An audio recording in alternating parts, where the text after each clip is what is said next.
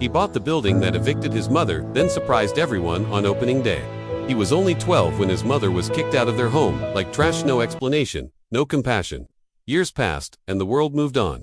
But he never forgot. Now, years later, that same boy returns, not with anger, not with fists, but with keys. He bought the entire building where they were once humiliated. Not to tear it down, but to change lives. What he does next doesn't just rewrite history, it inspires an entire community. You won't believe what his mother says when she sees the building again. This is not a revenge story, it's a story of power, purpose, and legacy. And the twist at the end, it'll leave you speechless. Before we dive in, please support us by 1. Subscribe, like and share, for more with activating the notification bell. Thank you. Elijah Harris could never forget the exact smell of that hallway, the cheap cleaning solution, and something like mildew clinging to the walls.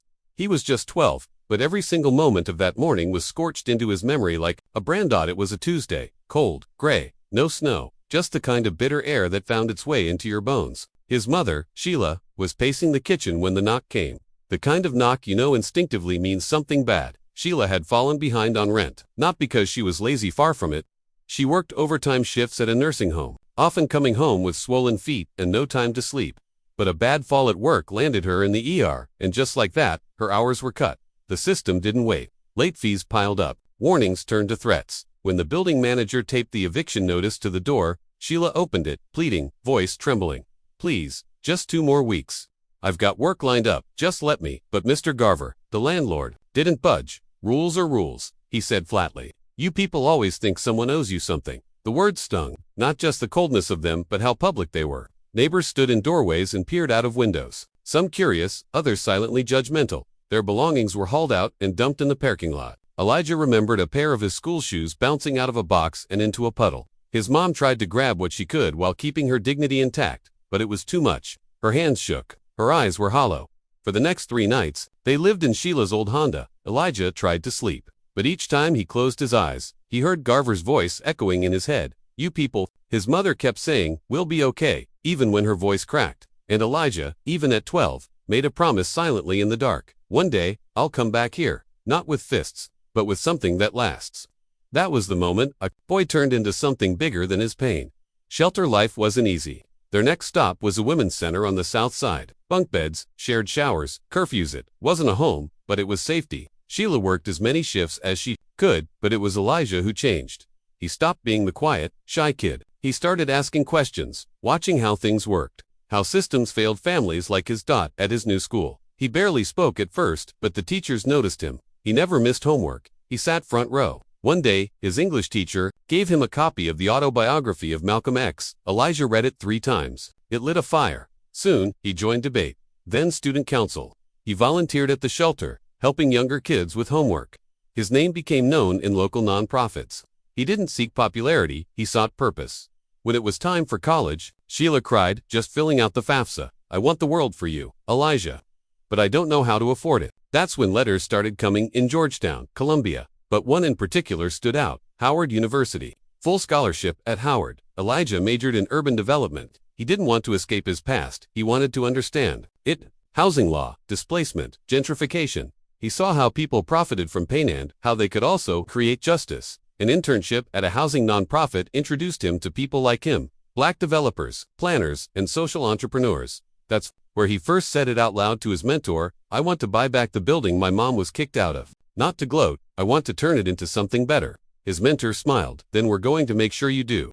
And so the mission began. At age 29, Elijah wasn't just successful, he was respected. His organization, the Reclaim Project, had completed 3 mixed-use developments in underserved neighborhoods, turning rundown buildings into safe, vibrant spaces with dignity. One morning, as he sipped coffee and reviewed zoning plans, he got a message.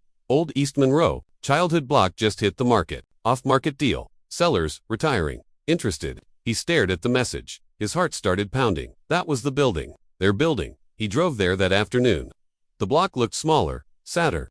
The building itself hadn't aged well, crumbling stairs, trash in the corners. But the bones were there. Inside, the paint peeled.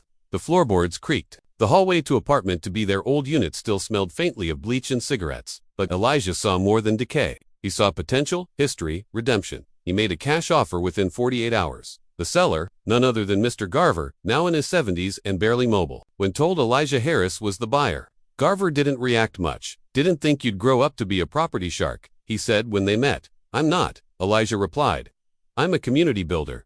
Garver scoffed. Yeah, long as the check clears, and it did. Within 10 days, Elijah owned the building where his life had broken and would now be rebuilt. The transformation wasn't cosmetic, it was spiritual. Elijah assembled a team made up almost entirely of local talent, Black electricians, Latino architects, a construction crew run by women. The goal, turn a building of pain into a pillar of hope. He named it Harris House, after his mother, not himself. Every decision he made reflected their journey.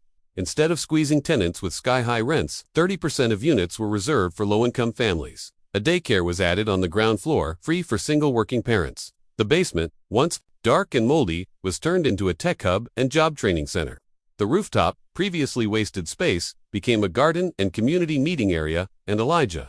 He didn't just sign off on things, he was there, painting, fixing, talking with families applying to move in. Sheila visited often, watching the changes. But one day, as she stood in the hallway near Unit 2B, tears rolled down her cheeks. I used to feel like this building kicked us out because we didn't belong, she whispered, but you made sure we belong everywhere. At the grand opening, Elijah gave a heartfelt speech. This building was once used to divide and displace. Today, it's a home, a second chance. Proof that where you start doesn't define where you'll end. The applause lasted minutes. Reporters came, local officials took notice.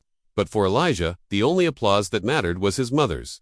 A week after tenants moved in, Elijah stood in the lobby, reviewing paperwork when the receptionist said, "You've got a visitor." It was Mr. Garver. The old man shuffled in slowly, eyes scanning the brightened walls. "Looks better than it ever did," he said gruffly. "Didn't think you had it in you." Elijah raised an eyebrow, still keeping tabs on the place. Garver coughed. "I built this with my own hands, you know, but I never thought to make it useful." "You did that." "I didn't." For the first time, Garver seemed small, not cruel, just a man who never saw beyond his own pocket. "Why didn't you tear it down?" he asked. Elijah's answer was quiet but firm. "Because I believe in healing, not hiding." Later, Elijah visited apartment 2B, now rented by a young woman named Janelle and her 2 kids. They had just moved in. He knocked. Janelle opened the door. "Oh, Mr. Harris. Come in." The apartment was warm, cozy, filled with children's laughter. "I just wanted to check in. Everything okay?" Janelle smiled. "This is the first safe home we've had in years. My kids already made friends downstairs. Thank you for this." As Elijah walked back into the hallway, his mother stood near the stairwell, watching. "You kept your promise," she said softly. He nodded. "We're just getting started. Because this story isn't about revenge, it's about rewriting legacies. One building at a time."